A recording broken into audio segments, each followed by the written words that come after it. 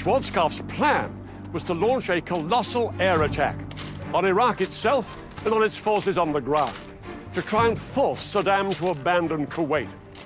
But if this didn't persuade Saddam to leave, Schwarzkopf knew that he would have to take a far more risky step. He'd have to order his forces to fight their way into Kuwait. And some of the experts predicted that this would cost thousands of American lives. His strategy would call upon the full might of the United States Armed Forces. More and more of the world's most sophisticated aircraft, tanks, and weapons were arriving in the Gulf. And 6 American aircraft carriers with over 400 planes would be positioned within striking distance of Iraq and Kuwait.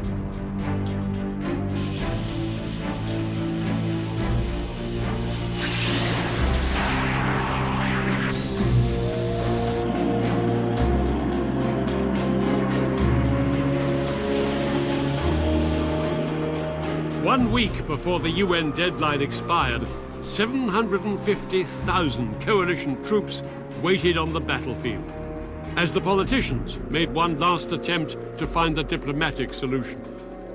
The US Secretary of State, James Baker, met Iraq's Foreign Minister, Tariq Aziz, in Geneva. Both men knew that tens or even hundreds of thousands of lives were at stake. And James Baker warned the Iraqis not to use chemical weapons, reminding them that America had nuclear bombs. But 7 hours of talks ended in failure.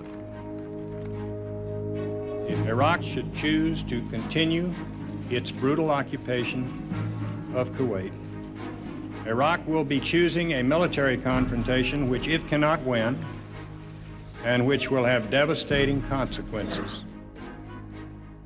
But Saddam remained as defiant as ever and promised his people a great victory. He warned that the Americans depended too much on technology.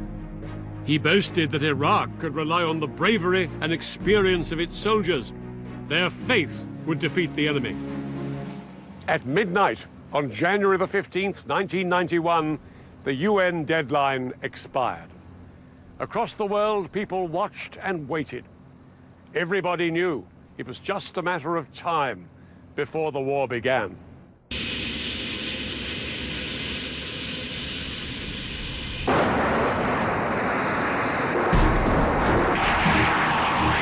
In the early hours of January the 17th, 1991, hundreds of coalition aircraft took to the skies and headed for their targets. Operation Desert Storm had begun. British RAF pilots in low-flying Tornado aircraft carried bombs designed to crater Iraqi runways. The Americans' first target was Iraq's capital.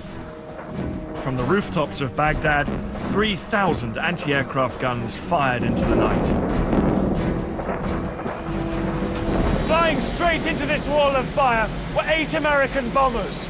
They were so sophisticated that the Saudis had nicknamed them Ghosts. The F-117 stealth bomber was designed to be invisible to radar. But this was its first test in major combat. The stealth's first target was the main communications tower in Baghdad. At exactly 3 a.m., the pilot in the lead aircraft pushed the button and a 2,000-pound laser-guided bomb descended on its target.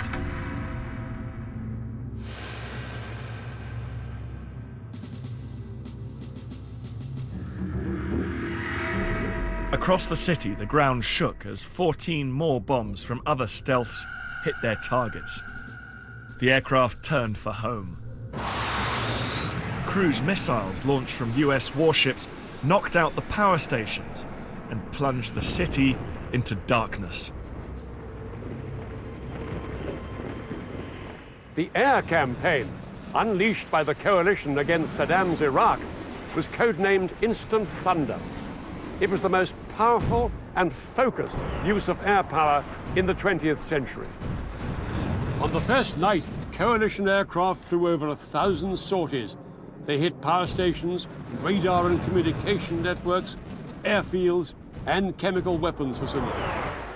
The aim was first to gain control of the skies above Kuwait and Iraq and destroy Saddam's ability to coordinate his forces, and then to target the forces themselves.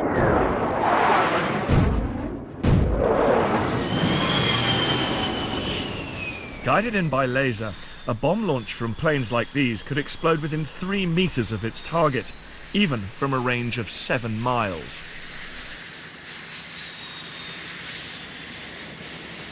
The bombing campaign had badly damaged Iraqi radar stations and gave Iraqi pilots little chance to respond.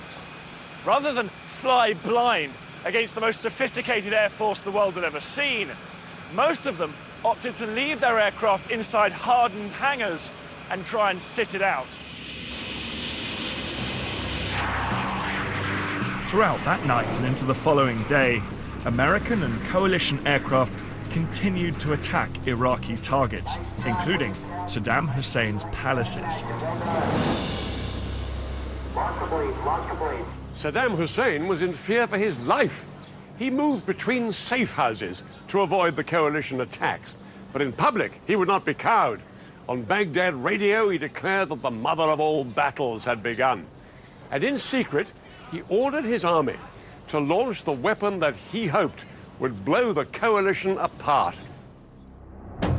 Its target was a country over 700 miles from Kuwait.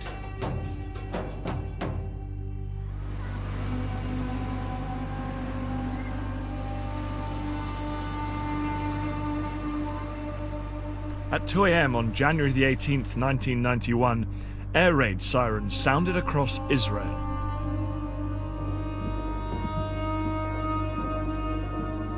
They warned of a Scud missile attack from Iraq heading for Tel Aviv, Israel's biggest city.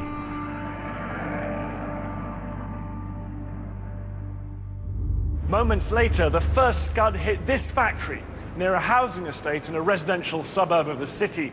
Initial reports from the Israeli army suggested that Israel was under chemical attack. In the confusion and panic, people all over the city put on their gas masks. Some even injected themselves with the antidote to nerve gas. Saddam Hussein's attack on Israel was an act of ruthless calculation. He hoped Israel would retaliate. If it did, Israel would then appear to be on the same side as the Arab nations in the coalition. Saddam's hope was that the Arabs' hatred of Israel would make this unthinkable for them. They would withdraw from the coalition, and the coalition would collapse.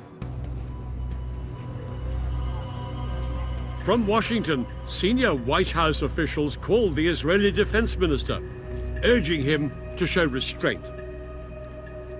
For hours, the whole world held its breath, waiting to see how the Israelis would respond.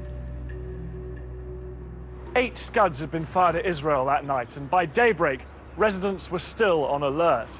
But reports of a chemical attack had turned out to be a false alarm, and remarkably, nobody had been killed by any of the missiles.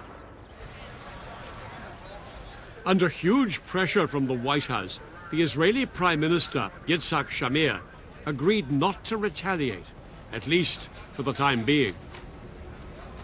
In return, the Americans promised to make the destruction of the Scud missile launchers inside Iraq their top military priority.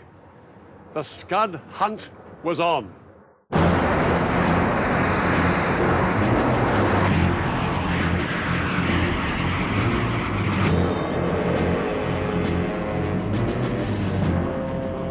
Coalition aircraft began flying around the clock, searching thousands of square miles of empty desert, hoping to spot Iraq's estimated 20 mobile Scud launchers and then destroy them.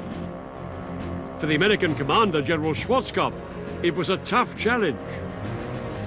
Finding the mobile launchers is like finding a needle in a haystack, as you can well imagine. Scuds continued to hit Israel, and Washington ordered Schwarzkopf to step up the search.